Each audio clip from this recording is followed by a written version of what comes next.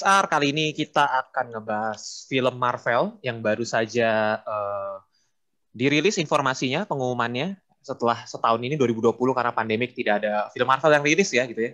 Jadi di Disney Investor Day-nya Disney ada beberapa informasi yang di-reveal. Banyak sih, nggak cuma Marvel, sebenarnya ada Lucasfilm, ada Pixar dan lain-lain. Cuma kita akan fokus ngebahas MCU, terutama banyak banget yang akan rilis di Disney Plus nantinya tahun 2021 dan kedepannya gitu. Dan informasi-informasi baru tentunya, trailer juga ada yang baru. Masih versi pandemik, meskipun orang-orang di Jakarta sudah pada keluyuran, tapi kita tetap syuting dari rumah masing-masing. Cie, masih via Zoom ya. Kali ini gue nggak sendirian, berempat. Ada Satriawan, ada Isman, ada Hilal. Gaya dulu gitu, say hello dulu, Ba. Gitu. Hai. So iye banget ya gitu. Anyway, kita akan ngebahas apa yang diumumkan oleh Kevin Feige di Disney Investor Day kemarin. Banyak banget informasinya, gue nggak yakin nih bakal bisa kita bahas semuanya benar-benar detail, tapi let's get it on. Kita bisa bahas apa aja. Siap ya? Tolong dibantu ya, saya akan nge-host di sini ya. Anda semua sudah pelajari materinya ya. Jadi kita ini bahas film aja atau termasuk yang seriesnya juga, Andri? MCU, termasuk seriesnya dong. Oh, jadi termasuk semuanya ya. Semuanya lah. Ya kita kulik lah apa yang bisa kita dapat informasinya dari pengumuman kemarin gitu ya. Oke ya, gua akan hosting ya. Kita akan mulai dari yang ringan dulu, yang kira-kira sebenarnya nggak terlalu bisa ada banyak dibahas. Kita mulai dari Miss Marvel. Miss Marvel itu ada satu video featurette gitu. Featurette dari produsernya, terus ada cast-nya, ada komiknya, fotografi setnya. Itu doang sih. Ada lagi nggak yang baru? So gue Miss Marvel emang bakal diumumkan sebagai series kan gitu. Itu doang sih yang gue tahu. Sama ada kaitannya dengan masih dikit banget kayaknya Miss Marvel ya. Gue juga sempat lihat previewnya dikit, jadi kayak cuma yang dia duduk di atas tiang itu kan. Yang di atas rooftop sama abangnya ya. Iya itu. Lagi ngobrol ya kan. Dan itu juga bukan trailer full, itu kayak cuma potongan-potongan review dari yang akan kita lihat dari trailernya mungkin nanti gitu. Tapi kebanyakan kayak pas lagi Zoom meeting gitu, terus pas bilang don't get too excited dulu ya gitu. Ya kan? Iya. Dan ini akan lanjut ke informasi selanjutnya. Jadi Miss Marvel dan Monica Rambeau bener gak sih ngomongnya samat ya? Itu akan menjadi salah satu cast dari Captain Marvel 2 gitu. Jadi Captain Marvel 2 diumumkan akan ada Miss Marvel sama Monica Rambeau. Kan connect ya. Jadi otomatis nanti serial Miss Marvel di Disney Plus akan connect nih nanti ke filmnya gitu. Oke, kita next ya. Dari komiknya sendiri gimana sih? Ada yang tahu nggak? Oh, komiknya Miss Marvel kayaknya salah satu karakter yang tergolong baru ya.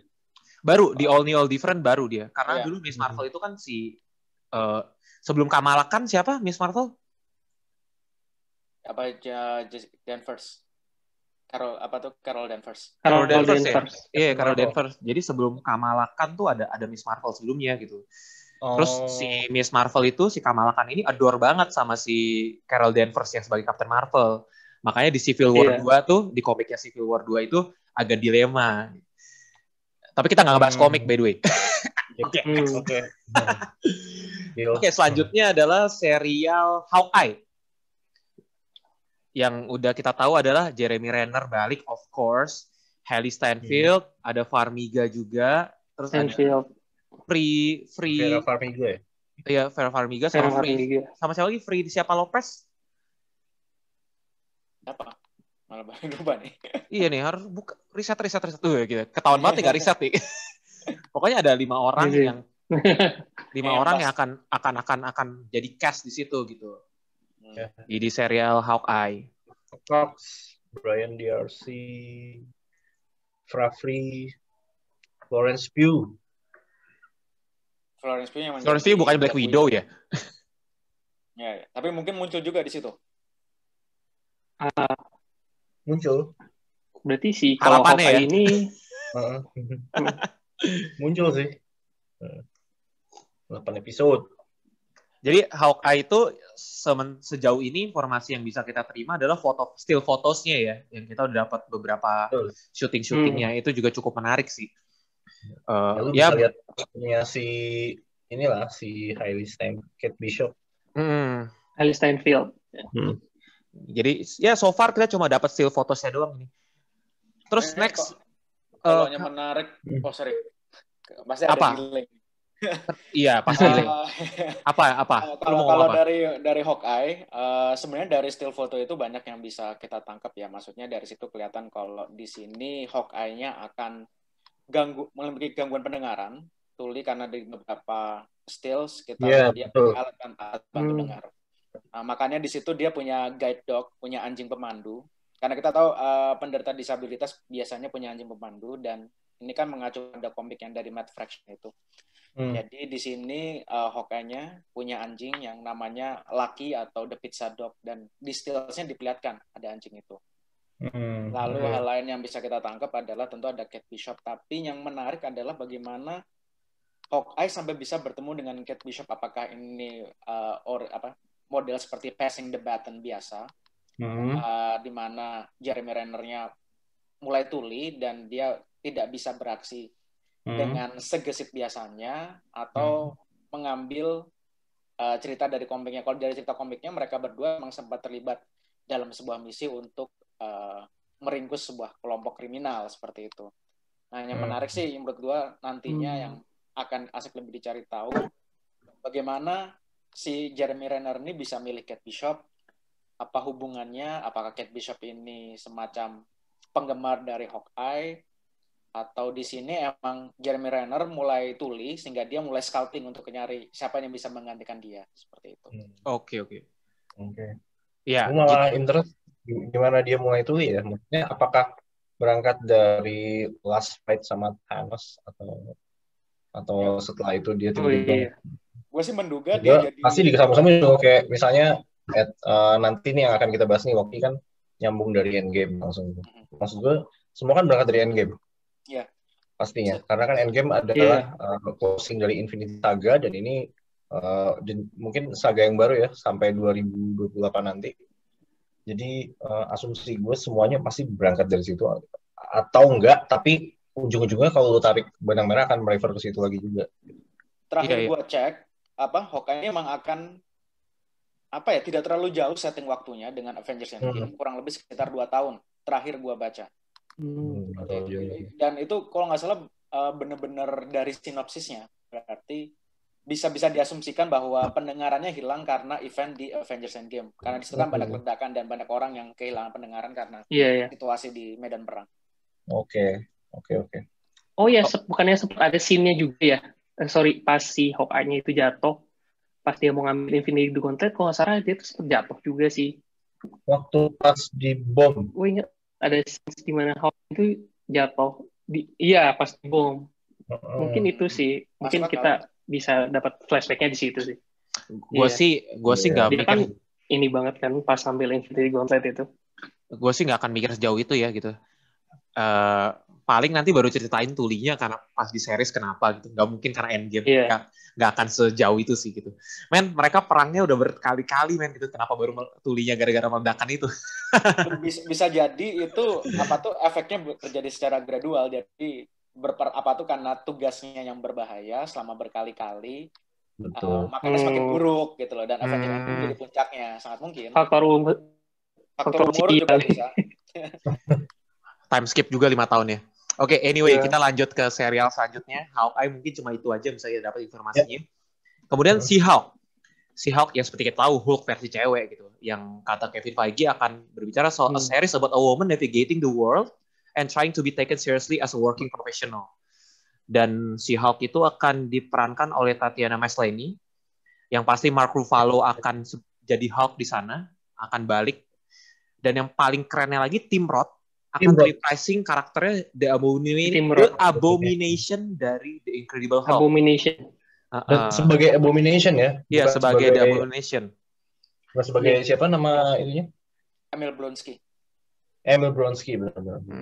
Jadi menarik banget nih, karena kan kita tahu nih ya, selama ini kenapa The Hulk tuh nggak ada film solonya lagi, sequelnya, karena kan bentrok sama ini ya, license ya. Universal. Sekarang dijadikan betul. series, asetnya dijadikan series dan crossing. Yang parahnya lagi Abomination muncul lagi, jadi connect tuh. Dulu kan Edward Norton yang mainin kan. Ya, Incredible. Jadi original Avengers selain Hawkeye dan Black Widow yang punya film dan series, si The Hulk juga ikutan, Mark Ruffalo. Ngomong-ngomong, Abomination pernah dibahas di Agents of S.H.I.E.L.D. season 1 kalau nggak salah. Iya, pernah. Waktu itu Grant Ward lagi bentrokan sama Coulson, terus Coulson ngancam, kalau nggak salah benar, lu kalau misalnya lu begini lagi ntar lu kirim kemana gitu, lu jagain selnya si Bronski di sana gitu. Terus Abomination ke sini nih. Berarti kan as we speak nih, Abomination tuh lagi dikurung kan, dan berarti udah lama ya, udah 10 tahunan gitu kan. Ya, filmnya sekitar tahun 2008, 12 tahun berarti. Plus Endgame time plus jump berarti Endgame ya 5 tahun berarti udah. Iya, berarti lebih dari 1 dekade gitu kan. Tapi yang menarik soal Abomination ini, ya dia beberapa kali di-mention. Gue inget di salah satu one shotnya Marvel, gue lupa itu yang mungkin yang ceritanya perjalanan ke tempatnya Thor, itu Agent Coulson pernah bilang kalau dia menggunakan Abomination sebagai bargaining chip-nya dia. Jadi ketika plan Avengers mau dibikin oleh pemerintah, itu yang di scouting ada 2. Salah satunya adalah Emil Blonsky sebagai Abomination. Jadi mereka berpikir, oke lah, Abomination ini bisa dipakai untuk mengisi posisinya Hulk. Cuman Coulson yakin kalau Abomination ini terlalu berbahaya dan berpikir Hulk atau Bruce Banner lebih aman. Maka kemudian yang dipakai oleh Coulson untuk negosiasi dengan Thunderbolt Ross yang menahan Emil Blonsky adalah Tony Stark. Karena hubungan Tony Stark dengan Thunderbolt Ross sebenarnya nggak begitu baik lah. Jadi berpikirannya adalah kalau misalnya Tony Stark yang negosiasi, pasti egonya Thunderbolt Ross tidak akan mau melepaskan Emil Blonsky supaya dengan harapan mensabotase program Avengers. Jadi sebenarnya itu udah direncanakan Coulson agar Bruce Banner yang kepilih. Tapi menurut gua yang bakal menarik dari She-Hulk ini karena basically crime drama, kan dia kan pengacara kan. Gua berharap ini akan menjadi tempat untuk Charlie Cox atau Matt Murdock. Series Marvel Netflix ya, gokil. Tapi nggak usah ngarep-ngarep lah, udah. Gue sih udah kayak. Tapi maksudnya karena di sini tractionnya makin gede dengan kabar di Spider-Man ketiga. Gue berpikir akan sangat sayang kalau misalnya Matt Murdock atau Charlie Cox hanya muncul sebagai cameo di Spider-Man itu, dan mungkin supaya presence-nya makin gede sekaligus ngetes pasar apakah orang-orang masih ingat dengan karakternya, maka dimunculkanlah dia di serial. I see. Oke. Ngomongin soal Spider-Man, bridging-nya oke ya. Ngomong-ngomong soal Spider-Man gitu.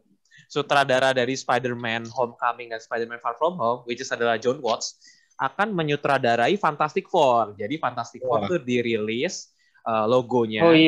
Dan resmi lah akan dibuatkan filmnya. Tapi kita nggak tahu banyak kayaknya ya Fantastic Four, yang kita tahu cuma logo dan direkturnya doang. As for I know belum ada tanggal rilisnya juga. Jadi yang diumumin juga belum ada, gitu kan. Jadi kalau dari Fantastic Four mungkin yang menarik adalah yang pertama-tama sebelum nanti kita jump ke story-nya, castingnya gimana nih, siapa yang kita bakal main nih. Feeling gue John Krasinski. Gokil. John Krasinski sama Emily Blunt. Orang-orang pada itu sih. Tapi kayaknya ketebak banget kok kayak gitu. Benar-benar family banget. Kayaknya ketebak banget. Kayaknya enggak mungkin sih. Tapi nggak tahu juga sih. Maksudnya John Krasinski juga pernah audisi di Marvel jadi Captain America kan. Itu kayak itu ibarat kayak gini ya gitu. Kamu nggak lolos Captain Marvel, tapi CV kamu saya simpen ya. Kayaknya sekarang kita harus panggil dia deh gitu. Salah, Andri. John Krasinski yang mundur. Dia bukannya ditolak, dia yang mundur di tengah jalan. Oh ya? Dia yang mundur. Iya, betul. Dia mundur. Lu tahu gara-gara apa? Gara-gara ngeliat Chris Hemsworth. Jadi waktu itu dia jadi maksudnya sekarang dia bilang gini, lu lihat sekarang Chris Evans, ya udah ini Captain America gitu, nggak mungkin gue kata gitu. Soalnya waktu itu John Krasinski masih main di The Office sendiri, dan karakternya dia di Office ya nggak 2010 kan berarti? Iya.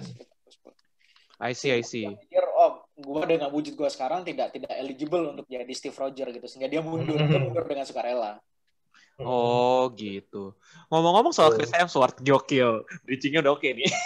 Tantan. Gue mau ngomong Fantastic Four dulu nih. Gue oh iya. belum berteori kan. Nggak, gue karena ini ide-ide yang muncul ketika gue nonton Investor Day. Kenapa John Watts yang dipilih? Oh, itu juga menarik tuh. Karena kayaknya akan correlated dengan Spider-Man, which karena Spider-Man 3 akan ngomongin soal rumornya banyak banget akan ada Spider-Verse, connect each other dari Spider-Man yang dulu-dulu dan yang sekarang. Into the Spider-Verse 2 juga bakal lebih grow lagi. Jadi kayaknya Fantastic Four ini akan ada juga soal ngomongin multiverse gitu, dan mungkin dia muncul dari area multiverse, which nanti kalau kita bahas ke belakang bisa connect ke Loki, bisa connect ke Doctor Strange 2 dan macam-macam gitu. Kayaknya karena itu. Atau yang kedua tonnya, gaya-gaya filmnya, style filmnya akan mirip kayak Spidey. Gitu. 80s teenage drama gitu maksudnya. Coming of age, mungkin Fantastic Four anak-anak mahasiswa muda kali gitu yang mau pergi ke luar angkasa gitu. Kalau gue mikirnya karena sebenarnya sedikit-sedikit udah ditis nih. Jadi dengan gedung Avengers Tower dijual, kita kan mikir siapa yang akan memiliki Avengers Tower itu. Apakah itu akan jadi Baxter Building, The First Family, akan dipakai oleh Fantastic Four atau maksud gue sorry. Jadi dan gue juga berpikiran bahwa Peter Parker sama Johnny Storm, Human Torch, itu kalau di komik itu teman karena mereka seumuran. Jadi gue pikir bisa aja di-teasing bahwa salah satu teman barunya Spidey di sekolah nanti adalah si Johnny Storm-nya ini untuk bridging ke Fantastic Four. Gue berpikirnya seperti itu. Itu lebih sederhana dibanding main multiverse ya gitu. Richards kan. Ya, mungkin dipilihnya sutradara John Watts juga keputusan tepat ya, karena ya dia kan kontrol Spidey gitu kan, filmnya Spidey, trilogi Spidey, jadi kayak kalau mau dikonekin ya biar satu orang aja sekalian gitu. Tapi sebenarnya kalau menurut gue, kalau konekin lu nggak perlu pakai director yang sama untuk bisa konekin. Maksud gue, John Watts kayaknya ini sutradara kedua di MCU yang nanganin dua franchise yang berbeda gitu. Setelah sebelumnya kan Russo Brothers kan dari Captain America ke Avengers. Sekarang John Watts dari Spider-Man ke Fantastic Four gitu. Lo nggak butuh director yang sama untuk bisa connect dua, karena even di satu franchise yang sama pun lo bisa punya lebih dari satu director. Ambil contoh Thor, 3 film 3 director, kan? Gue justru ngeliat ini gue lebih setuju kalau lo pengen nge-set tone, karena kan tiap sutradara kan punya trademarknya masing-masing nih, kayak Taika Waititi gimana, James Gunn gimana gitu kan, dan menurut gue itu make sense kalau Fantastic Four dijadiin dengan tone yang kayak Spider-Man. Itu maksudnya gue nonton Spidey 1-2 ya, Homecoming dan Far From Home, itu tone-nya tuh seger sih, fresh menurut gue. Jadi kalau Fantastic Four yang udah pernah dibuat sebelumnya, yang versi yang 2004, 2007 dan versi 2015 itu kan, kalau 2004 dan 2007 kan benar-benar klasik superhero banget gitu ya, yang nggak grounded, yang benar-benar komikal banget. Terus yang 2015 pengen coba dibuat grounded, tapi jadinya malah jadi ya lo tau lah gitu kan. Dan John Watts nih bisa ngebawa bisa ngebawa approach baru gitu, yang mungkin pastinya jadi pertimbangan Kevin Feige juga gitu menurut gua. Tapi ya we'll see lah gitu. Mungkin juga dan enggak, tapi ya pasti bisa di-connect juga karena ya mereka udah di-set di satu universe yang sama sekarang kan. Entah itu bakal jadi multiverse atau mereka disembunyiin sebelumnya, ya kita nggak tahu ya. Itu yang layak ditunggu sih dari Fantastic Four. Tapi ini semacam trivia singkat. Sebenarnya di antara sutradara Marvel sekarang itu ada satu yang nyaris sutradain Fantastic Four dulu. Gitu ya? Yaitu Peyton Reed yang direct Ant-Man. Dulu sempet pitching untuk direct Fantastic Four yang dulu diperankan Chris Evans dan kawan-kawan. Apakah karena namanya Reptile? cuman waktu itu konsep yang dia bikin, jadi dia fokusnya waktu itu lebih ini sebagai family drama, karena dia ingin memperkenalkan Fantastic Four sebagai first family superhero. First family. First superhero family, sorry. Dan waktu itu Fox nggak begitu suka dengan konsepnya Peyton Reed, sehingga akhirnya mereka pilih Tim Story untuk jadi sutradaranya Fantastic Four dan Fantastic Four Rise of Silver Surfer. Kemudian Peyton Reed akhirnya kemudian bertahun-tahun kemudian terpilih untuk Ant-Man, dan gue sempat berpikir bahwa dialah yang akan dipilih gitu. Tapi ternyata John Watts yang dapat. Jadi mungkin seperti argumen lo, mungkin perkara tone, mungkin seperti itu, atau ada juga lebih ke masalah integrasi cerita. Lagi bidding kali dia gitu, gagal tender gitu. mungkin. Anyway, tadi sempat gue mau bridging ke ngomongin soal Chris Hemsworth, otomatis kita ngomongin Thor juga dong. Thor Love and Thunder, ya lanjutannya Thor keempat ya, film-film Thor yang keempat. Christian Bale yang dirumor-rumorkan sebagai cast villain, udah confirm belum sih? Udah confirm ya, sorry, tapi belum tahu berperan sebagai siapa ya. Di sini dikonfirmasi nih berperan sebagai Gore the God Butcher. The God Butcher. Gore God Butcher gitu. Kemudian otomatis kalau ngomongin Thor kita nggak jauh lagi ngomongin Guardians of the Galaxy, karena kan di terakhir Endgame kan barengan tuh kan. Pasti kan ekspektasinya kalau ngomongin Thor 4 ataupun Guardians of the Galaxy 3, ya siapa duluan ya pasti mereka barengan gitu. The Guardians of the Galaxy juga punya nih, diumumkan satu title lagi namanya The Guardians of the Galaxy Holiday Special, didirect dan ditulis oleh James Gunn juga. Itu short gitu ya? Iya, ini bukan film, jadi kayak lebih ke short movie, short film gitu. Jadi di series juga enggak gitu, jadi lebih ke short lah, mungkin 50 menitan atau sejam doang. Dan ada juga The Guardians of the Galaxy 3, itu diumumin akan tayang 2023 gitu. Masih lama ya? Ya masih lama lah gitu. Ini juga kalau corona nggak kelar juga diundur lagi paling. Jangan gitu dong. Gitu. So far sih dari Thor dan Guardians of the Galaxy sih cuma itu doang gitu. Jadi belum ada info macam-macam nih gitu. Belum ada info macam. Juga kalau bicara soal karakter villain, Hendrik. Mungkin kalau ada yang ingin tahu soal siapa Gore the God Butcher itu. Gore the God Butcher udah pasti villain ya? Oh iya, itu siapa? Iya, udah pasti villain. Kalau di komiknya dia emang villain, jadi mungkin ada yang pernah main game God of War nggak? Kratos. Gore the God Butcher itu seperti Kratos. Jadi, originnya mirip dengan Kratos. Jadi dia mortal tetrain by God. Jadi dia itu sebenarnya adalah pemuja para dewa-dewa. Cuman dalam suatu insiden keluarganya mati semua dan dia berdoa sangat keras meminta kepada para dewa, tolonglah bantu saya balaskan dendam saya, tapi tidak ada yang mendengarkan.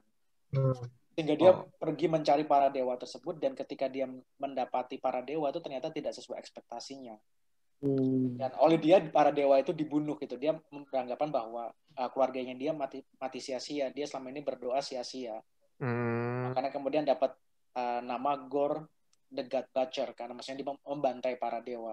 Nah, Kratos banget ya. Kratos banget kan. Nah, kalau Kratos bunuh Zeus, di sini dia bunuh. Gue lupa dewanya siapa, karena itu gue udah agak-agak lupa komiknya kapan, dan gue nggak begitu ngikutin komik sekarang. Oke. Oh, make sense sih. Berarti make sense ya kalau misalkan Thor diincar, mungkin Thor kehilangan power as a god, and then ganti ke Jane Foster gitu kan. Mungkin make sense kali ya. Dan bisa jadi para dewa yang dibenci oleh Gore di sini adalah ya para dewa. Thor mungkin. Bisa jadi Thor, atau mungkin si Hela ya.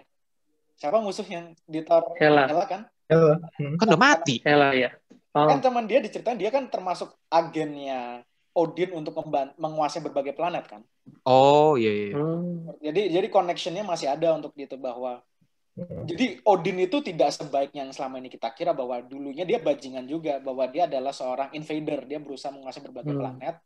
Cuman kemudian ketika dia sampai pada titik di mana dia memutuskan untuk berhenti, dia lelah terus berperang.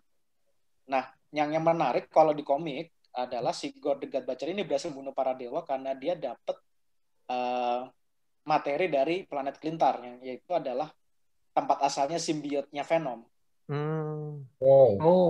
Jadi kalau mau dikoneksi, gue agak lupa originnya gimana, bagaimana si Gore the God Butcher itu bisa sampai dapat materi simbiotnya. Cuma itu yang dia pakai untuk bunuh para dewa. Dan walaupun misalkan Marvel ingin set up Venom dengan film-film lainnya, semua jadi semakin terinterkoneksi bahwa ini ada villain yang dipilih khusus karena terkait dengan Venom seperti itu. I see. Bukan nggak bakal jadi yang pertama kali sih. Maksudnya Black Panther juga udah diteliti dari 2010 kan gitu. Benar. Iya. Bagus banget nih kita. Itu udah di-mention juga sih. Mungkin ini salah satu cara Marvel ke Sony mungkin ya.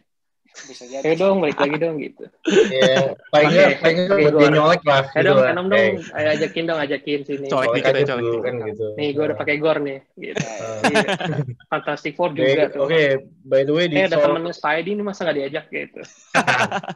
By the way di Thor Love and Thunder jadi nanti akan ada Thor, Gore, Jane Foster, sama Batman. Valkyrie pasti. Terus yang menarik juga kemarin gue baca Lady Sif bakal balik lagi. Oh iya Lady Sif. Iya, gue sampai lupa lagi dan ini udah for a while juga tapi Peter Quill nongol juga sih. Tapi ya itu ya Guardians pasti akan muncul di Thor sih. Iya. Kemarin di belakangnya Asgard dari situasi terakhir. Tapi menurut gue menarik banget Lady Sif balik lagi karena gue mau tahu justifikasi apa yang akan dilakukan oleh MCU untuk bisa kok Sif bisa balik lagi sih gitu. Maksud gue di yang ketiga kemarin kan kayak ya udah hilang gitu aja kan kok nggak ada padahal The Warrior 4-nya Warrior 4 kan apa Warrior itu ya apalah itu kan gitu kan ada semua kecuali Sif gitu. Itu ada yang bilang katanya ya waktu pas Loki nyamar jadi Odin dia diasingkan. Nah cuma kan maksudnya artinya ketika nanti kita ngeliat dia kita kan akan udah ngeliat time jam yang lumayan jauh ya. Udah ada sekitar berapa mungkin hampir 8 tahun kali ya 5 tahun Endgame plus 2 tahun plus itu kan 2017. Jadi ngapain aja loh gitu udah gitu selama Snap kemana aja gitu apa ikut ke Snap apa enggak kan gitu kan. Itu justifikasinya yang pengen gue tungguin. Mungkin dia, iya. Maksudnya alibi apa yang disiapin sama Taika Waititi dan MCU buat membenarkan kembalinya Lady Sif. Gitu. Tapi menarik ya kalau misalnya itu ternyata Lady Sif sama Jane Foster ternyata menjadi dua kandidat pemegang Mjolnir ya. Tadi Hilal mau ngomong apa Hilal? Enggak, mungkin si Sif ini ada hubungannya sama si Gore itu. Ya sih, kan pas mungkin ini teori gila ya sih sebenarnya. Mungkin kan pas si Loki jadi Odin, si Loki ini curigain si Sif. Kayak si Sif tahu deh gue Loki. Jadinya akhirnya dia send si Sif buat lawan si Gore. Makanya kan mungkin pada di film ini si Sifnya itu nyari si Gore buat dibunuh lah, biar si Loki-nya nggak ketahuan bahwa dia tuh Loki. Sebenarnya pas jadi Odin. Ini hanya crazy teori aja sih. Oke. Ya, gue sih approve nih teori nih. menurut gue ini masih masuk akal banget loh. Maksud gue kalau misalnya ini kalau oke lah, anggaplah ini oke lah mungkin ini nggak benar. Tapi kalau anggaplah misalnya benar kayak gini, gue akan approve sih alibi Sif yang ini satu nih. Bagus loh, masuk akal.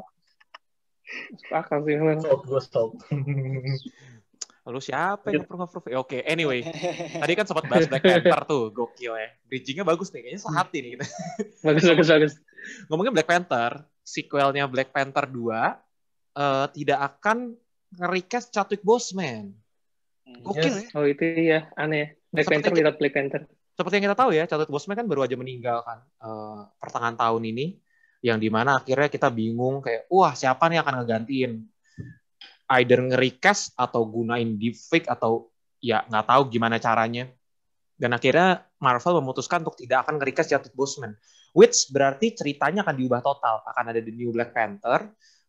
Entah nanti secara off-screen diceritain gimana, I have no idea. Yang pasti Chadwick Boseman tidak akan di-recast gitu. Jadi tetap mungkin ceritanya nanti akan lebih subtle gimana cara ngilangin si T'Challa ya.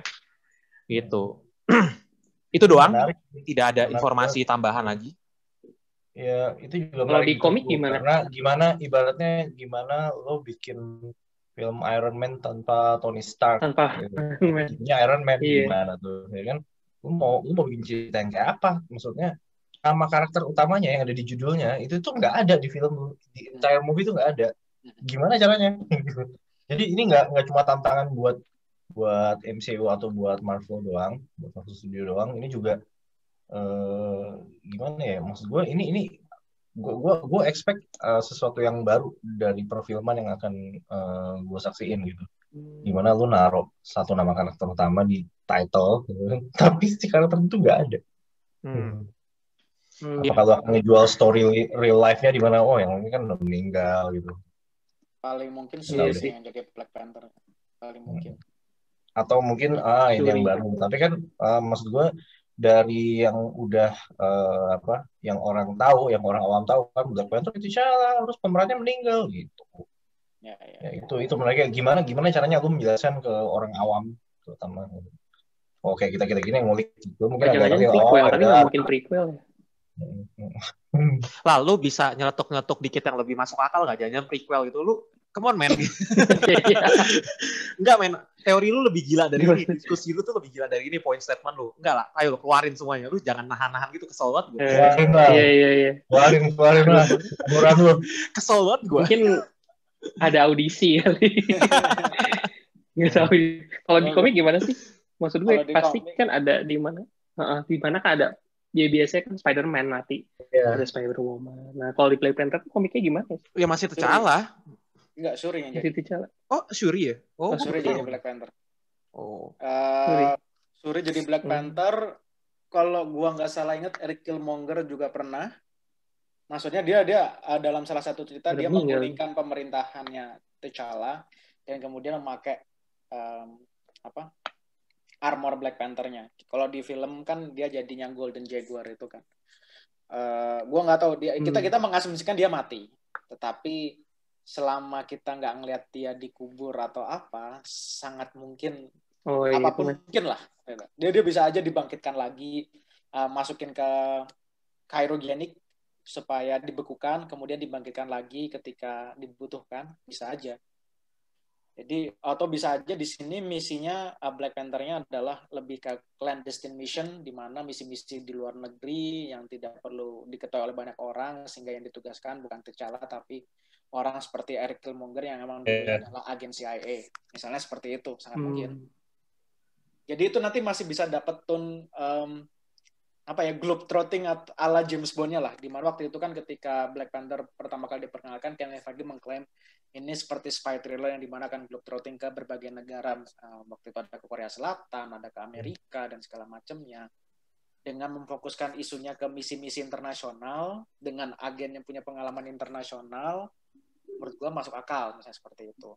Cuman di situ unsur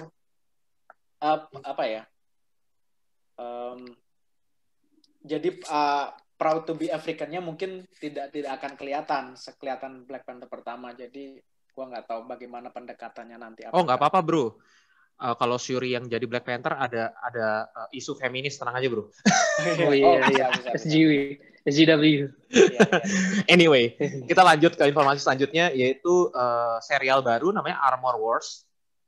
Itu ternyata serial tentang War Machine. Jadi ceritanya, kalau masih ingat Age of Ultron, sempat ada robot-robotnya Iron Man yang mau ngejagain. Iron Man 3 juga. Iya sih. Bentar, Iron Man 3 apa Age of Ultron? Gue nggak salah kan ya, Age of Ultron ya? Age of Ultron ya. Sorry. Yang jagain kota-kotanya itu, tapi malah disalahpahami. Nah, akan seputar itu. Tadinya kan kita pikir, disalahgunakan gitu. Kayak akan seputar itu, di mana ketika AI-nya dari robot-robot itu gas wrong lah gitu. Dan di sini akan berperan adalah War Machine, karena Tony Stark sudah tidak ada gitu. Jadi War Machine akan kembali ke series Armor Wars untuk paling gitu doang sih. Ini bukan sesuatu yang akan connect ke main eventnya MCU sih. Kalau menurut gue, Andri, apa tuh di sini yang Ghost Rogue-nya bukan AI, karena kalau itu AI lagi yang dijadikan alasan, maka akan rehash ceritanya Age of Ultron, di mana ceritanya akan jadi basi. Kalau kita mengacu ke komiknya lebih masuk akal, karena di komiknya adalah teknologinya Tony Stark dicuri, kemudian di reverse engineering oleh beberapa kelompok kriminal, makanya muncul Crimson Dynamo dan segala macamnya yang menggunakan teknologinya Tony Stark. Dan premis itu sudah ada di Spider-Man Homecoming, di mana ada orang-orang yang bisa mencuri teknologinya Tony Stark. Vulture salah satu. Oh iya. Seperti itu. Dan menurut gue akan sangat mungkin bahwa yang mencuri teknologi Tony Stark itu nggak cuma Vulture, tapi ada banyak gitu loh.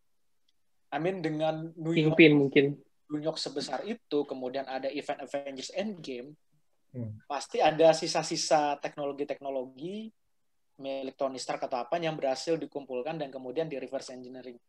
Dan kalau itu terjadi, orang yang paling tepat untuk membantu semua itu adalah Justin Hammer. Balik lagi dong dia.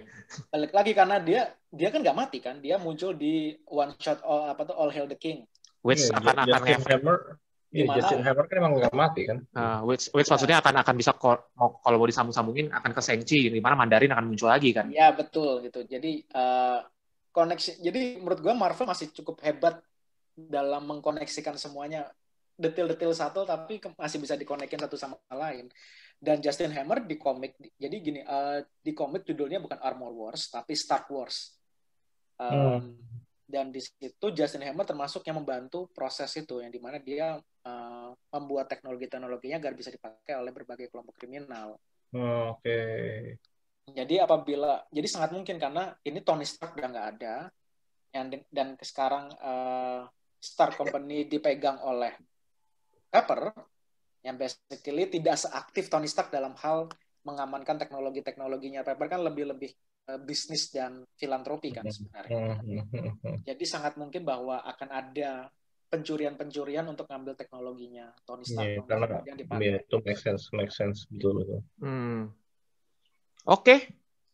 Ya udah sih gitu aja sih Armor Wars. Nggak ada, gue nggak terlalu ngulik juga dan informasinya juga cuma itu doang. Informasi juga belum terlalu banyak, jadi kita juga belum tahu kira-kira, belum bisa ngebaca banget dia kira-kira bakal lihat kemana. Tapi benar tadi ada dot yang bisa kita connecting gitu. Menurut gue connectnya paling mungkin ke Ironheart.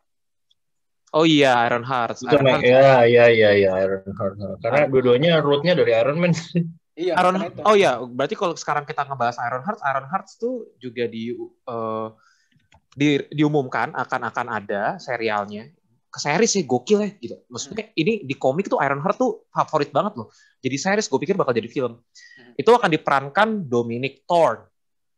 Jadi si yang akan ngendalin Ironheart itu akan diperankan Dominic Thorne, which yang kita pikir yang akan menggunakan Ironheart adalah si Morgan Stark ya. Ternyata karakter lain gitu. Riri Williams. Gitu. Ironheart juga belum ada hal yang bisa kita kulik. Ya udah sebatas itu aja. Kita belum have no idea bakal gimana. Gue merasa kan Ironheart sama Armor Wars ini belum ada release date-nya kan. Gue merasa kemungkinan debutnya akan ada di Armor Wars. Tapi kemudian karakternya baru di flash out di Ironheart buat gue untuk karakter Ironheart ini. Ya anyway, itu juga kita melihat gaya-gayanya MCU presentasi mungkin nanti ke tengah-tengah kayaknya berubah deh. Kita ganti judulnya, kita ganti ini gitu. Kayaknya sih masih kayak gitu tuh. Atau kayaknya Ironheart sama Armor Wars jadi satu deh. Nggak tahu ya, nanti mungkin bisa kayak gitu juga. Anyway, langsung next lagi. Ant-Man 3 diumumkan juga berjudul Quantumania. Mantap. Gue nggak percaya gitu sih pas membaca judulnya, tapi oke, ya udahlah, Quantum Realm, Quantumania. Iya, bakal banyak fans Quantum di situ. Ya, oke. Ant-Man of course ada forecast yang returns for original cast-nya.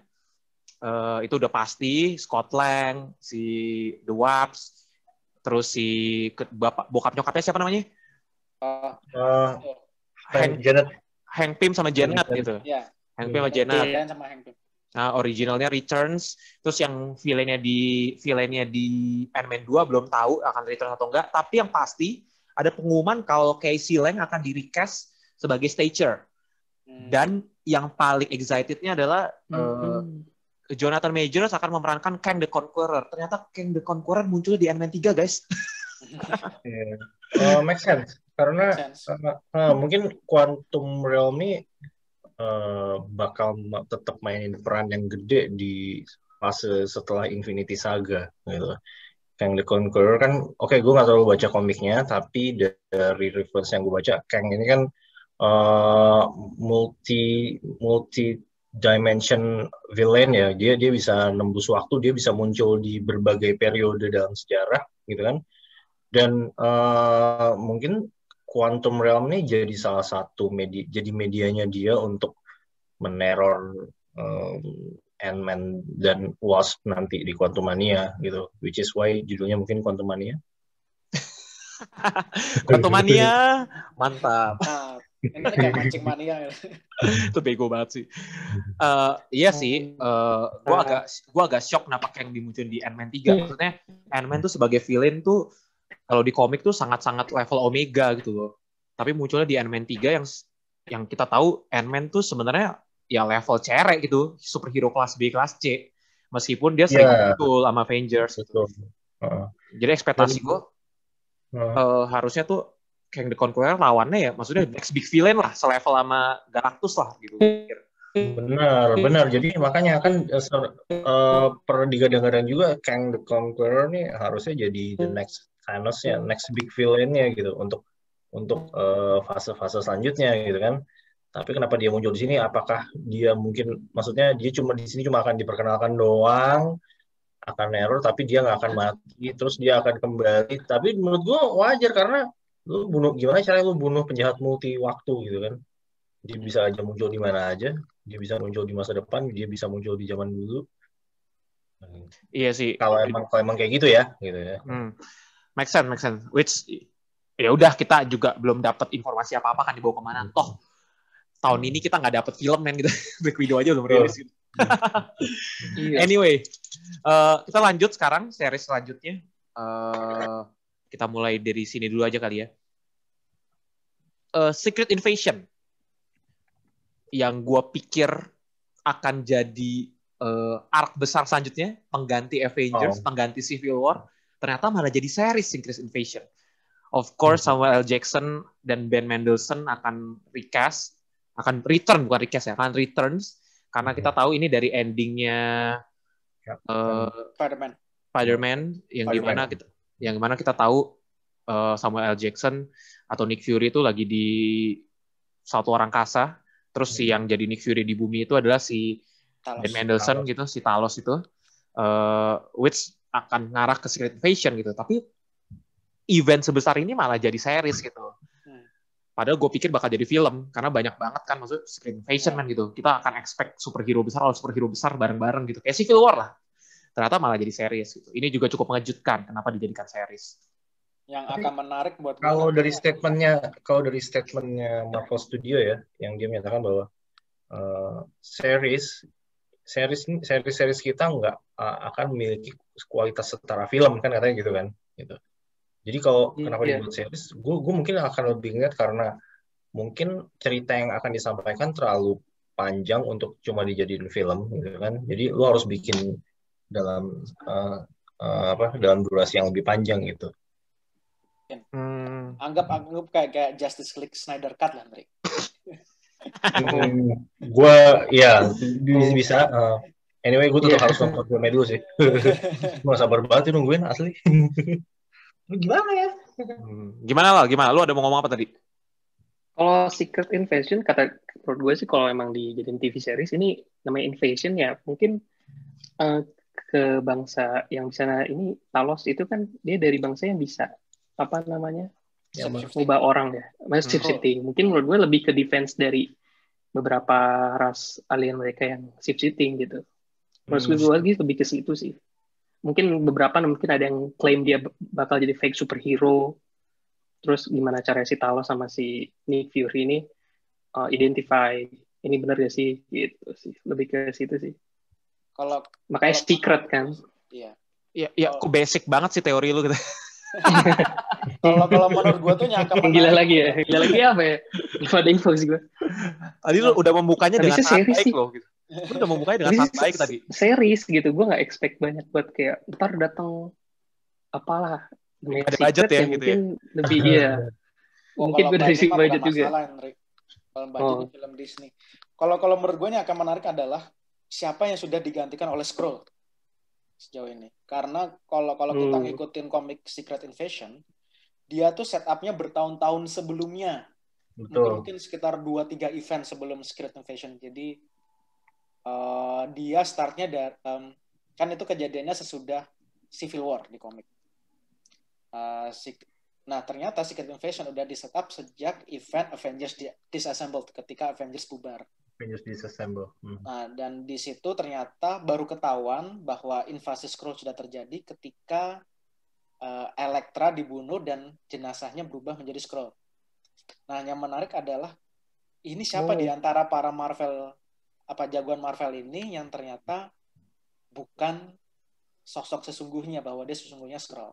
Ini merupakan sebuah teori yang kita tunggu-tunggu di Captain Marvel sebenarnya sebelum Endgame. Iya. Kayaknya disimpan kartunya buat dibawa di sini gitu kan. Ternyata Captain Marvel nggak nyimpen siapa-siapa, cuma ngebuka gimana Fury dapat ini aja lukanya.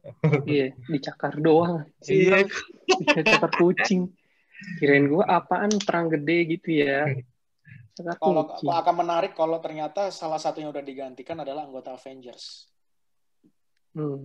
Contoh kandidat Spider-Man. Oke, coba Hawkeye yang asli ternyata bukan Hawkeye. Hawkeye yang di series adalah Hawkeye yang asli yang ternyata udah tuli lama. Ternyata bukan Black Widow yang mati, tetapi Skrull. Nggak mungkin. Itu nggak mungkin sih. Yang gue beli tuh gini sih, Marvel selama ini nggak pernah bikin ceritanya yang jelimet kayak gitu ya. Kita kebanyakan teori biasanya, tapi ternyata hasilnya, eksekusinya ternyata sederhana gitu. Yang gue beli sih nggak akan seribet itu gitu. Gue sih percayanya akan sederhana sih eksekusinya. Bahkan sebenarnya kalau menurut gue ya, eksekusinya pun juga cerita tentang Secret Invasion juga nggak akan sama persis kayak komik gitu. Paling cuma ngambil di idenya aja, tapi plot wise ya tidak gitu. Jadi gue nggak terlalu expect kayak ya akan muncul sih ini, akan muncul sih itu, enggak lah men gitu. Kayaknya nggak nggak se wild itulah idenya. Gitu sih. Anyway, kita lanjut. Udah mau selesai yang bagian receh-recehnya, kita masuk yang ada trailernya. Oh, by the way, sebelum trailer ada satu film yang mungkin sekaligus nanti akan mengumumkan yang ada trailernya, yaitu ada Doctor Strange 2. Itu akan ada ini diumumkan aja sih, America Chavez akan diperankan oleh gimana nih ngomongnya nih, Choxiltic Gomez. Gimana? Ini tongue twister ya? Xochitl Gomez. Xochitl Gomez, America Chavez, ya. Udah itu doang sih. America Chavez itu siapa ya? Iya, karakter kelas B juga, kelas C juga sih. Baru ya dia. Ya nggak baru-baru banget ya, karakter kelas B kelas C juga lah kan. MCU kan banyak mau ngangkat karakter kelas B kelas C untuk jadi populer kan, gitu. Gitu aja sih. Kemarin sempat ada yang nanya, loh sutradaranya Doctor Strange 2 bukan Scott Derrickson lagi, ganti, kenapa dia mundur gitu kan? Waduh, berarti dia nggak ngikutin beritanya tuh awal tahun. Mungkin gitu, tapi nggak apa-apa sih, wajar aja mungkin dia miss atau apa. Yang jelas sutradaranya ini nanti adalah Sam Raimi, ya, yaitu sutradara trilogi Spider-Man-nya Tobey Maguire yang dirumorin, nggak tahu nih masih simpang siur bakal muncul juga di Spider-Man 3. Jadi jujur hari Jumat kemarin tuh too much information buat gue, kayak gue mau mencerna tuh susah banget, gue mau kerja aja susah kemarin jadi. Too much information man, gue kayak main blown dari pagi sampai siang tuh, sampai soal Jumat tuh gue anjir. Bayangin yang kerja di Disney kayak apa itu.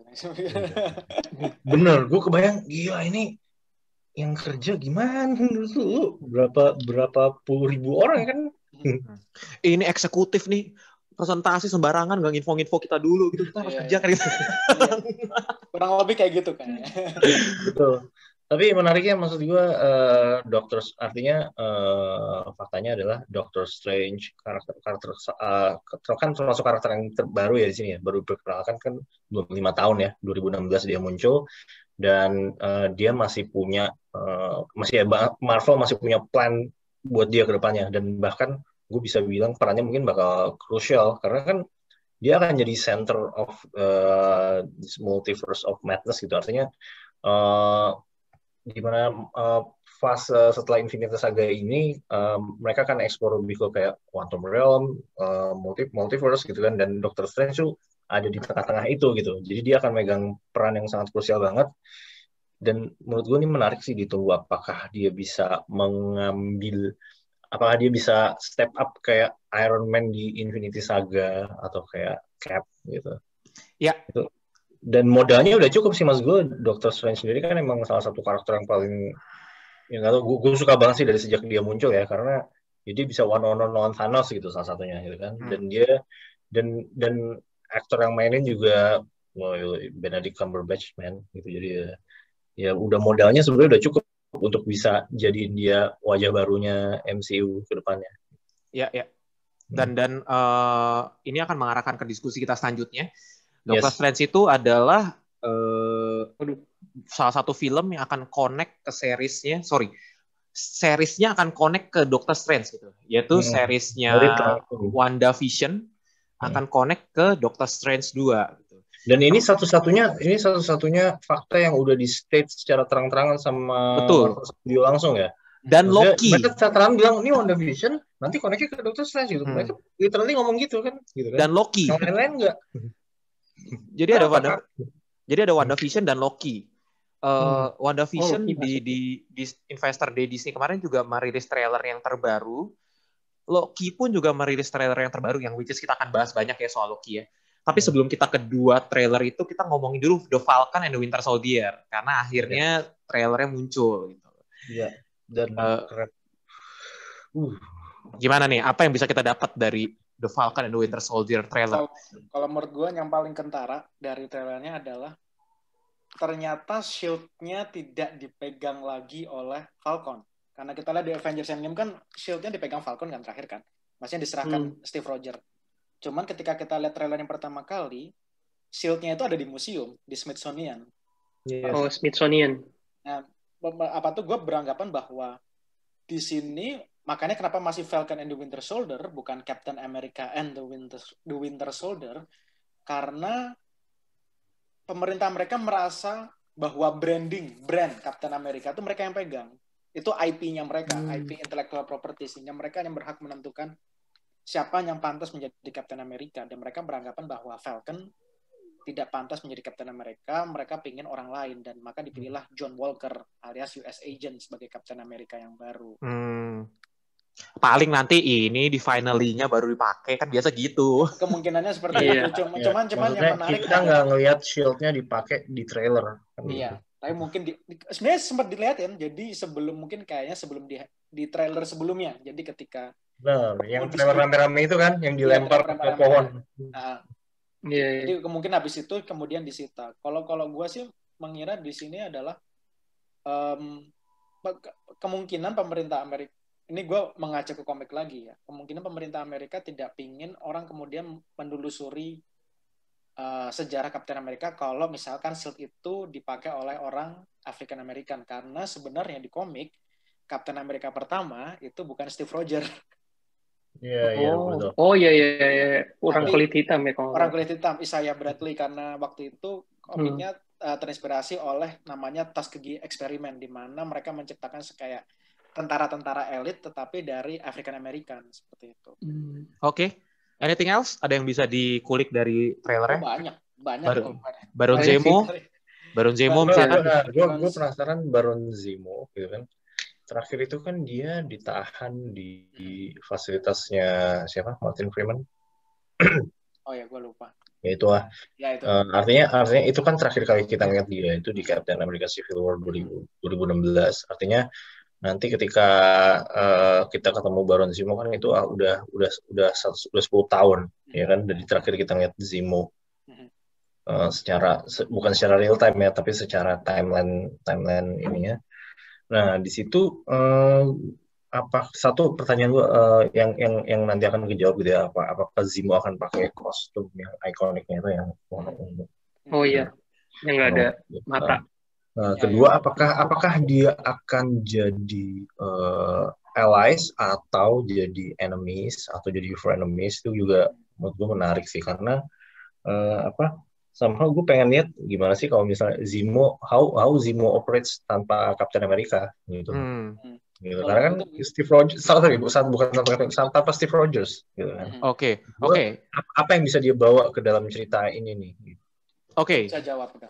Jawaban pertama iya, karena udah muncul ya teasernya gitu. Terus jawaban kedua mungkin akan bisa dijelaskan oleh Hilal. Silakan Lal. Saya kan sudah suruh Anda riset kan.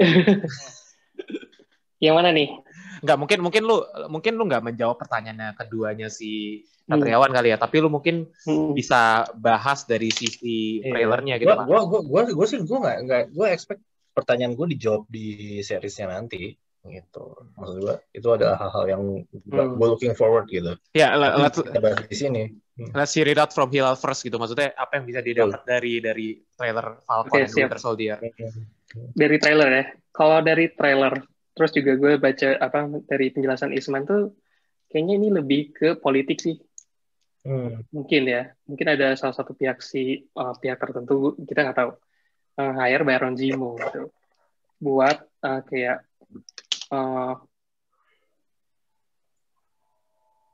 orang-orang pada tahu nih sebenarnya tuh Captain America tuh harusnya mungkin kalau kita lihat yang African American jadi super soldier kan guys bukan relawan ya, kayak pemaksaan ya nggak sih? Nah itu kayak dosanya Amerika dulu gitu loh. Gimana caranya nih orang-orang nggak kita jangan, orang-orang nyadar bahwa ini dosa kita loh dulu. Kayak gimana caranya biar si Falcon ini nggak jadi Captain America, kayak semacam difitnah lah. Nah orang mungkin si Baron Zemo ini tahu ya, gue lihat dari sisi Civil War aja dia bisa banget nyari informasi tentang masa lalunya orang tuanya si Tony Stark, apalagi sejarah Amerika ini loh. Ini kayak politik sih, lebih ke politik sih menurut gue. Dan juga kan ada juga yang menarik tuh dia kayak nge-hire juga tentara-tentara juga tuh yang pakai topeng tuh kan. Itu juga itu kayaknya salah satu dari bentuk spionasenya si Baron Zemo. Ini all above Baron Zemo sih menurut. Kalau gue berbeda dengan Hila, gue berpikirnya malah di sini Baron Zemo-nya jadi allies-nya Falcon and the Winter Soldier karena udah tobat. Karena Baron Zemo-nya udah tobat. Jadi kalau lihat di trailernya, Baron Zemo-nya kayak ada di sebuah pemakaman kan. Itu sebenarnya keluarganya. Menurut gue itu di Sokovia dan dan gue melihat bahwa Winter Soldier menemuinya dia untuk menawarkan semacam kayak kalau lu mau mereka hidup tenang atau menebus kesalahan lo, dosa, maka gabunglah dengan kita. Bahwa di sini ada kelompok teroris, dan kelompok terorisnya kalau kita ngecek ke lini action figure-nya Disney itu namanya adalah Flag Smasher. Flag Smasher itu kalau di komiknya sebenarnya kelompok teroris, bukan teroris, sistemnya itu villain lah, villain tingkat rendah, yang dia tuh benar-benar anti nasionalis lah seperti itu. Dia berpikiran bahwa banyak pemerintahnya semangatnya sebenarnya separatisme.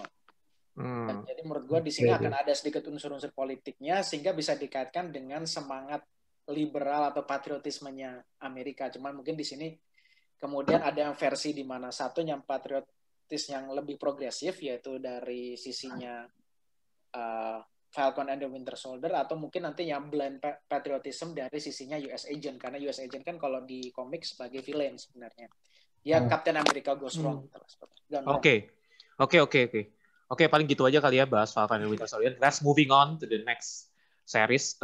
Ternyata gue ada miss out. Gue lupa mentioning trailernya What If, serial Marvel What If. Ini adalah serial animasi yang ya seperti judulnya What If, bagaimana jika ternyata bukan Steve Rogers yang jadi Captain America, tapi ternyata siapa namanya, Peggy Carter gitu.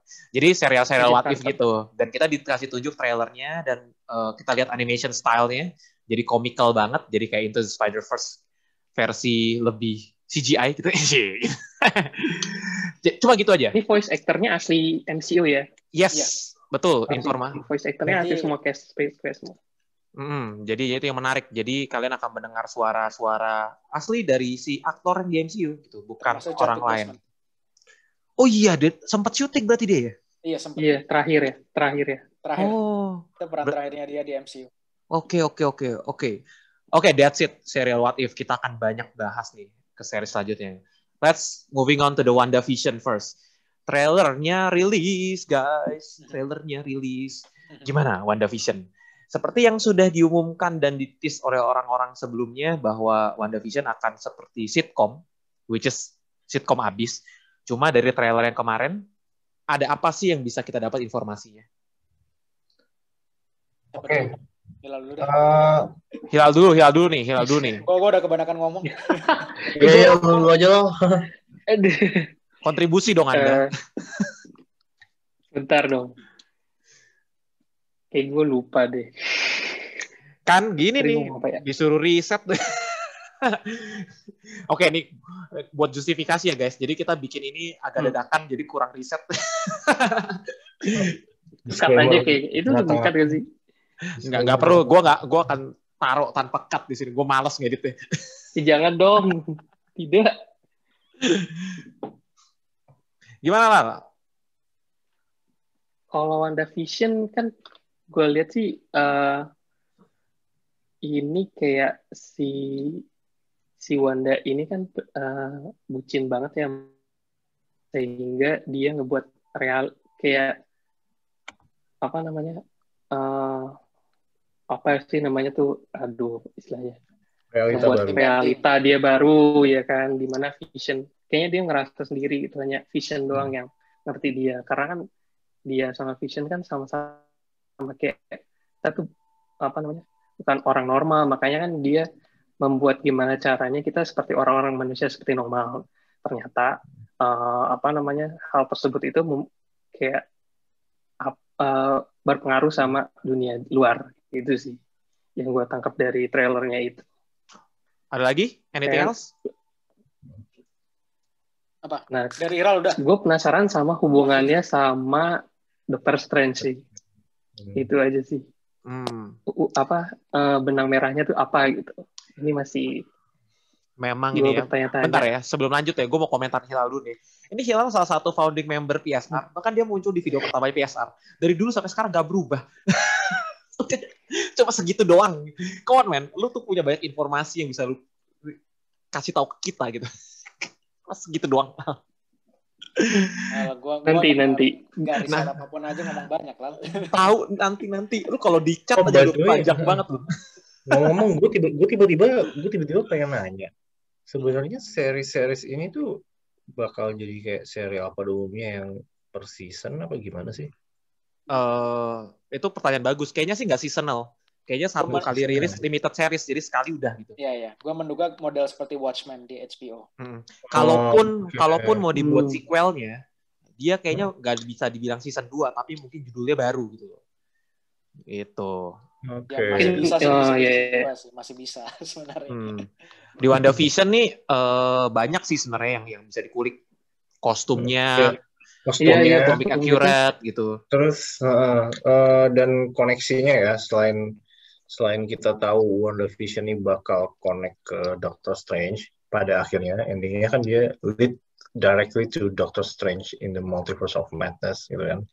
Tapi kalau lu perhatiin di susunan karakternya yang udah muncul di situ kan, di situ nanti ada Kat Dennings balik lagi jadi Darcy, yang dia tuh straight from Thor gitu kan, dia nggak pernah main di franchise lain selain Thor gitu satu.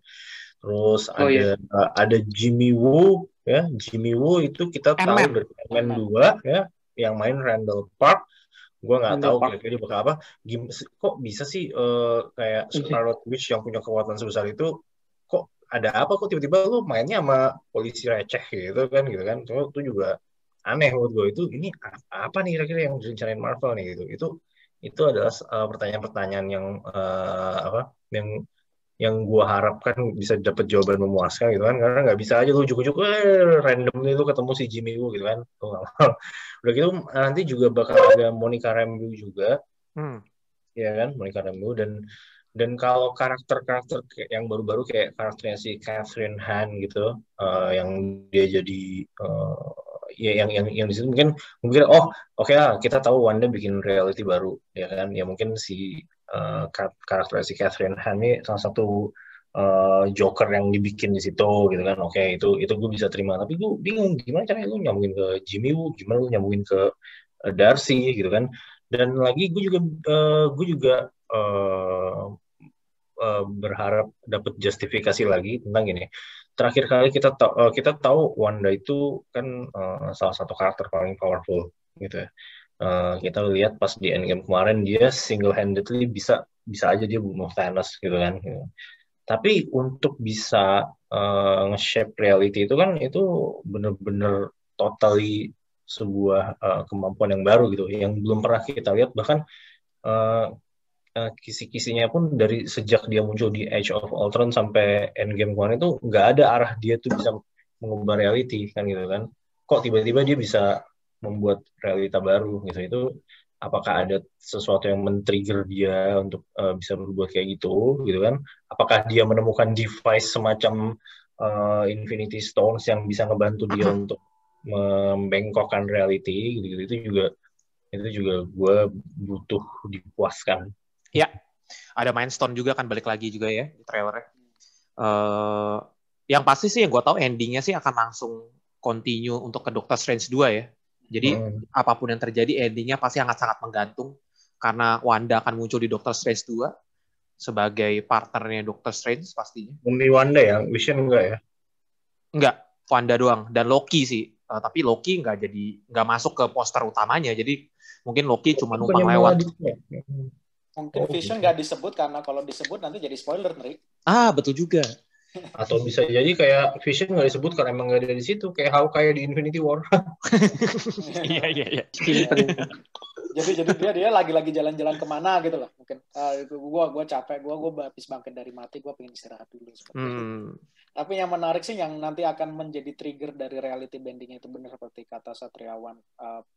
Oke lah di sini Wanda udah mengalami berbagai pengalaman traumatis. Dia udah kehilangan adiknya, dia kehilangan pacarnya. Berarti gue kira rasanya pemicu dia mencoba reality bending adalah dia udah lelah gitu, kehilangan banyak orang, dan dia hanya ingin mengembalikan orang-orang itu kembali ke hidupnya. Dan kemungkinan ada orang yang memprovokasinya untuk bisa menciptakan hal tersebut. Cuman mungkin dia butuh semacam kayak visi, kayak oke, kalau lu mau reality bending maka lu harus punya acuan realitinya akan dibengkokin seperti apa gitu. Dan kemudian dia memakai acuan mungkin serial-serial televisi, sehingga akhirnya jadinya ya itu adanya mirip serial tahun 70-an, 50-an atau 70-an ala Brady Bunch, atau kemudian seperti Friends dan segala macamnya. Karena itunya realita-realita alternatif yang dia tahu bahwa TV kan sebenarnya hadir sebagai realita alternatif kan. Makanya kenapa jadi WandaVision, karena mereka ingin pakai konsep tersebut bahwa kalau dia bikin realita alternatif, maka dia butuh acuan, dan acuan-acuan itu hadir dari serial-serial televisi. I see. Tapi anehnya kenapa dia prefer ke Vision ya dibanding Quicksilver? Ya nggak sih? Karena cinta itu buta. Logically, kenapa enggak? Berarti dia nggak cinta sama adanya. Kalau gue sih punya alasan kayak, ya bentrok sama inilah, license. Tapi udah balik ya? Udah balik. Iya, makanya. Apakah Quicksilver akan kembali lagi ke... Mungkin muncul kali ya, tapi belum ada cast-nya. Belum balik lagi. Iya, makanya. Ya. Mungkin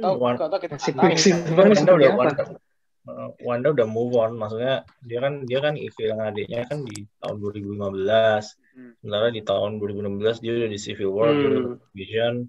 2018 dia bahkan udah memulai hidup baru dalam persembunyian selama 2 tahun gitu kan, sama Vision dan sama Secret Avengers, means Captain America, Falcon sama Black Widow, ya kan? Di mana di situ dia ngalamin banyak hal dan tapi ya nggak tahu deh. Tapi itu menarik juga sih. Iya juga ya, kenapa gue kepikiran ya, kenapa dia ngambil adanya ya daripada Vision. Akhirnya lu mengeluarkan suatu statement yang menarik untuk didiskusikan. Iya. Gila sih lo. Mungkin ya. Nih, mungkin ini ada lagi nih. Mungkin ya. Ini ada lagi nih. Mungkin kan kalau Vision itu kan dari Mind Stone bukan kan? Ya. Iya nggak sih? Kalau si Quicksilver kan tuh benar-benar manusia jiwa. Nah, si Mind Stone ini kan mungkin dia magic ya. Nah, mungkin salah satu dari kekuatannya si Wanda ini bisa ngebuat alternatif Mind Stone-nya itu. Jadi, gue bikin realita si Mind Stone ini, gue bikin lagi. Ya kayak si Vision ini akan hidup lagi gitu loh. Makanya dia nggak bisa ngidupin orang mati. Tapi tetap gara-gara Tapi lu, gue bisa nggak ya? Dia tetap gara-gara lu bisa. gue jadi overthinking sama Quicksilver. Masanya Quicksilver sejak 2015 Iya. nggak pernah disebut-sebut. Kalau menurut gue mungkin Iya, karena makanya. ya benar kata Bilal. Kalau Quicksilver itu manusia, sementara Vision Orang, iya. android, cyborg gitu loh. Sehingga tanpa Mind Stone pun sebenarnya masih ada cara untuk membangkitkannya. Bisa, karena iya. kan personality-nya, brain-nya itu adalah Jarvis, bukan Mind Stone. Mind Stone itu memberi dia kekuatan super, tapi sebenarnya kalau AI-nya ada, maka Vision bisa ada. Jadi gua rasa itu yang dicoba bahwa gue pengen hidup tenang dengan Vision yang berhasil dibangkitkan lagi meski tanpa Mind Stone, tapi gue pengen bikin realita alternatif di mana mereka dua tidak akan terganggu oleh situasi dunia. Gua mungkin bisa seperti itu mungkin. Oke. Well, that's very interesting. Dan yang pasti sih, maksudnya, ada. Anda punya satu kesempatan lagi habis ini. Maksudnya, WandaVision yang membuat menarik adalah nggak cuma ngebawanya sebagai serial biasa, tapi dibawa ke stylization yang sitcom gitu. Itu yang menurut menarik. Sebenarnya agak creepy sih. Tapi kita lihat aja, let's see lah. Gue nggak percaya sih kalau Disney akan mulai masuk ke arah-arah yang R-rated gitu. Gue believe juga akan lucu dan walaupun dibawa ke creepy gitu. Anyway, itu aja kita bahas soal WandaVision. And moving on to the last series, which kita akan banyak bahas di sini. And one and only Loki. Last topic bukan sih? Kenapa? The last topic bukan sih ini? The last apa? Loki. Iya, topik terakhir. Loki. Oke. Trailernya muncul, akan seperti crime thriller, melanjutkan cerita dari Avengers Endgame yang dimana dia cabut, dan ternyata kita lihat dari trailernya dia ternyata di tempat dunia yang baru, dan sempat mentioning soal TVA, Time Variance Authority, yang which is berarti akan bermain-main dengan waktu lagi, dan akan rilis di bulan Mei. Dari trailernya, bentar, kita sebelum ke Satriawan dan Isman, kita berikan kesempatan terakhir buat Hilal. Oke. Ini mungkin sedikit kesempatan terakhir lu untuk lu bahas total supaya lu nggak dibully nanti sama netizen. Kalau gue lihat gue sebenarnya dari seluruh series yang ditampilin sama MCU ya, gue paling interest sama Loki sih sebenarnya. Soalnya gimana dia ngebuat realita, another reality gitu loh. Karena perbuatannya si Avengers ya kan di Endgame. Nah dari reality ini dia kita bisa lihat the new Loki. Jadi pas dia ngambil Tesseract, iya antara timeline. Jadi dia bisa, kita tahu si Loki ini, gue penasarannya antara connecting dengan TVA sama dia Tesseract tuh ada sih gitu. Pertama dia jatuh di sebuah planet, tiba-tiba ditemui sama kelompok Mongol, terus tiba-tiba dia ditawan di TVA. Menurut gue sih karena dia God of Mischief ya, gue rasa kayak ini, gue ingetnya kayak Umbrella Academy, tau gak sih number 5. Jadi dia kayaknya ditemuin sama TVA, terus karena dia God of Mischief, jadi dia membuat something wrong about TVA sampai dia bisa ke bumi lagi. Jadi kita lihat scenes di sebuah pesawat kan, dia sendirian tuh, terus dia jumping dengan bawa koper banyak duit itu kan. Terus juga nah dari beberapa cuplikan film juga dia ada kayak dia membuat keonaran tentang timeline universe sih. Makanya itu bisa bisa dibenang-merahkan dengan Doctor Strange Multiverse Madness. Kayak dia nyebrang entah timeline juga multiverse juga bisa gitu. Terus juga kayaknya di trailer pun di teasing bahwa si Mephisto tuh ada di universe Marvel Cinematic Universe. Itu menarik banget sih itu Loki. Mephisto ya. A big change. Mephisto. Iya, Mephisto itu ada. Terus Mobius juga ada. Keren banget sih itu Loki. Oke. Ya, itu aja sih dari gue. Gokil. Gimana? Yang lain? Oke. Kita terima dulu. Isman. Gua. Oke, kalau menurut gue teori-teori dari Hila menarik, yang menurut gue menarik adalah dari Loki adalah akan ada seberapa banyak variasi gitu yang dikunjungi. Keonaran. Dan gue merasa di sini gue agak-agak menangkap semacam vibe dari Man in Black sebenarnya di trailer ini. Bahwa di sini betul juga, gue baru sadar lagi. bahwa Loki di sini sebenarnya di hire sebagai agent gitu, agent sebagai TVA gitu. Karena dia yang udah punya pengalaman lintas dimensi, lintas timeline. Dan basically adalah dia dalam posisi dipasangi. Kalau lu lihat kan dia dipasangi sesuatu kan di lehernya kan. Dan menurut gua itu adalah dia diancam bahwa lu antara kerja untuk gua atau gua bunuh. Gitu. Karena kelihatan banget maksudnya Loki itu adalah dewa gitu loh. Maksudnya kalau itu kalung biasa, dia pasti udah bisa mengacau di TVA, tapi kenapa enggak gitu loh. Nanti berarti ada kemampuannya berhasil dinegasikan oleh TVA, dan sekarang oleh TVA dia dipekerjakan sebagai agent untuk merapikan kekacauan-kekacauan, karena tugasnya TVA kan itu kan merapikan kekacauan-kekacauan timeline gitu. Nah, yang di sini kemungkinan maka dia akan datang ke berbagai timeline yang dimana seperti Five di Umbrella Academy, kalau dia akan tugasnya antara membunuh orang yang akan mengacaukan timeline atau mencoba merapikan kekacauan yang terjadi supaya tidak terjadi paradoks atau butterfly effect. Dan makanya ada setting di mana tahun 1971 di mana dia jadi J.P. Cooper, kemudian ada yang settingnya di kayak timeline masa depan kayak post apokaliptik di mana dia jadi presiden, yaitu Fort Loki dari komik. Oh iya. Terus juga ada New York juga hancur kan? Ada juga New York hancur. Kita lihat sininya ada gedung Avengers Tower yang nyaris ambruk di situ. Berarti di sini sepanjang episode kayaknya ya satu episode nanti akan jadi semacam satu misi. Menurut gua akan seperti itu.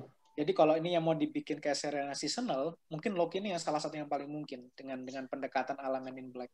Cuma yang menarik adalah ketika di sini karena berkaitan dengan timeline, berarti secara tidak langsung juga multiple reality, maka dia bisa berhubung dengan multiverse of madness juga nantinya seperti itu. Nah, bagaimana directnya ke sana?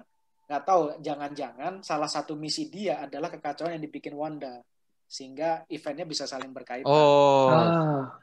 Finally lah episode terakhir biasanya tuh. Iya. Tapi yang rilis kan WandaVision dulu kan? Iya, WandaVision. Loki tuh Mei.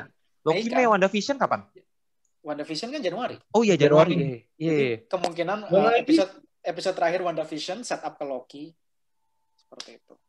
I see. Oke. Gimana, Wan? Lo ada mau bahas sesuatu? Oke. Ya, kalau pertama kali gue lihat waktu pas gue ceritain dari awal deh ya pandangan gue. Jadi waktu awal di-announce akan ada serial Loki gitu kan, dan langsung dikonfirmasi bahwa ini Loki-nya ngelanjutin dari tengah-tengah Endgame. Oke, berarti yang ada di otak gue adalah ini adalah Loki versi 2012, Loki versi yang baru aja ngadepin Avengers pertama kali gitu kan. Ini bukan Loki yang bareng 13, bukan Loki yang bareng-bareng sama Thor ngadepin kakaknya Hela, bukan Loki yang versi yang di Infinity War. Di situ Loki yang di situ udah beda banget ya. Ini Loki yang masih ibaratnya masih evil lah gitu ya. Masih apa? Jadi yang gua kebayang bakal sulitnya adalah gua harus bisa menghapuskan Loki versi 2017 nih, versi Ragnarok gitu kan. Itu Loki yang the best, yang paling gue suka deh gitu. Karena di situ ya dia sama Thor masih fight lah, masih saudara, tapi dia masih berusaha saudara juga gitu. Tapi udah bukan di level yang sama ketika waktu masih di 2012 gitu. Sementara ini kan di level 2012 gitu. Artinya ini kan mengkonfirmasi Ultimate Timeline, dan ini membuka pintu kemungkinan yang banyak banget gitu ya. Dan yang menarik adalah gimana Loki ini bisa connected ke MCU yang lain gitu. Loki di timeline yang ini gitu kan. Karena ini kan timeline baru gitu kan. Lo nggak tahu apa yang terjadi di timeline itu kan. Di timeline itu Loki kabur, udah gitu apa yang terjadi sama Avengers di timeline itu tuh kan kita nggak tahu kan gitu. Nah, terus gimana perannya WandaVision atau Doctor Strange untuk bisa kira-kira ini memang out of the box atau gimana sih gitu.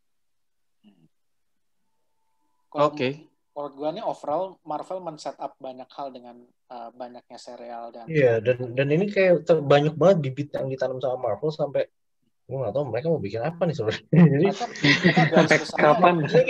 maksudnya gini man, jadi kayak makin bias banget gitu. Dulu kan waktu di Infinity Saga semua setup menuju ke Infinity War gitu kan. Maksud gue dari Guardians di setup menuju ke sana, Thor malah langsung ending Thor Ragnarok adalah startingnya Infinity War gitu kan. Civil War setup situasi para karakter sebelum Infinity War gitu. So, kalau ini tuh kayak benar-benar ini kayaknya emang formula baru gitu. Nah, kayaknya sih emang waktu itu Kevin Feige pernah bilang kalau jangan kemudian menganggap sistem phase 4, 5 ataupun 6 ke depannya akan seperti phase 1 2 3 di mana beberapa film Avengers gitu. Jadi kayaknya ini eksperimennya dia seperti itu. Oke. Dan gue merasa multiverse akan jadi tema besarnya. Oke, paling itu aja kali ya. Menarik sekali ya guys. Wah, sungguh sangat natural sekali. Menarik sekali ya guys. Paling itu aja sih, maksudnya pembahasan kita tanpa riset, tanpa baca Reddit, tanpa baca screen rant, berdasarkan analisa semata, dan benar-benar tanpa persiapan juga. Jadi itu benar-benar impresi dari kita aja, discussion aja. Kita nggak, kalau teman-teman mau nyari yang ngulik-ngulik breakdown sampai referensi banyak, cari di video sebelah jangan di kita. Kita mau, kalau kita lebih pengen pendekatan secara fans yang kita ngobrol seru aja sih. Kita mau ngebawa experience kalau kalian discussion tuh seseru apa sih gitu. Anyway, karena banyak banget serial Disney Plus akan dirilis, nggak cuma Marvel, ada Lucasfilm juga, Star Wars dan Pixar juga. Bakal bahas itu juga nggak? Kayaknya nggak banyak trafficnya kalau bahas itu ya. Terus juga maksudnya poinnya adalah karena pandemik of course akan ada rilis paralel nih di bioskop dan di Disney Plus. Salah satu contohnya ada Black Widow. Black Widow akan rilis secara paralel di Disney Plus dan di bioskop gitu. Emang iya? Iya kan udah diumumin kan? Itu bukannya film-filmnya Warner Bros? Enggak, udah diumumin. Wonder Woman ya? Itu bukan Wonder Woman. Wonder Woman malah tanggal 16 udah rilis di kita di Indonesia. Baru tahu Black Widow tayang paralel. Oke. Black Widow udah tayang paralel, akan masuk Disney Plus. Udah setahu gue diumumin di Disney Investor Day. Confirm. Jangan bohong, Dri. Nanti gue riset ya. Kalau salah lo harus bikin pernyataan klarifikasi, Dri. Gue nggak mau tahu. Kalau salah mesti lu cut nih. Ini lu cut aja daripada klarifikasi. Ya, mending cut bagian gue. Ini kalau salah berarti lo nyebar hoax nih. Disinformasi. Ya udah, kalau salah tinggal minta maaf kan, lebih minta maaf daripada minta izin ya. Anyway, timeline-nya. Poin gue tadi kenapa gue ngomong gitu adalah berarti Disney Plus nih akan diserang dengan banyak sekali original content yang worth untuk langganan gitu. Jadi maksudnya ya worth lah kalau teman-teman langganan Disney Plus cuma 200.000 setahun men gitu, worth banget gitu. Dan ini sponsor apa sih? Ya itu maksud gue, ayolah Disney lah, sponsorin lah. Iya, Disney. Boleh lah Disney, ayo tolong. Kita butuh uang. Paling gitu aja. Teman-teman yang punya Telkomsel poinnya ya kan, bisa ditukar juga tuh. Sorry, kita cuma sponsor Disney aja, Telkomsel. Ayo. Telkomsel. Aku cinta Telkomsel. Aku cinta Telkomsel. Anyway, paling gitu aja. Thank you again. Satriawan, Isman, Hilal udah ngobrol-ngobrol. Nanti next kita akan terus begini juga konten-kontennya. Tidak akan diedit mentah karena akan panjang. Tidak. Jadi kebodohan Hilal akan dibully. Akan pure tertampak tanpa lu baju biru AFK ya gitu. Baju biru AFK. AFK dia ngeriset dulu dia. Ya paling gitu aja. Thank you udah nonton teman-teman. Kalau udah dengar sampai akhir, ini kita kayaknya 90 menit lebih. Kalau benar-benar dengar sampai akhir sih, kita benar-benar senang banget gitu. Kita nggak akan rilis ini mungkin akan rilis di podcast, di Spotify, tapi mungkin seminggu setelah gitu. Jadi kita akan kasih video ini seminggu lah jalan baru di podcast gitu. Oke, gitu aja. Nggak berlama-lama lagi. Thank you udah nonton. Sudah subscribe. Air kata, play it, don't stop, just rewards. Cut!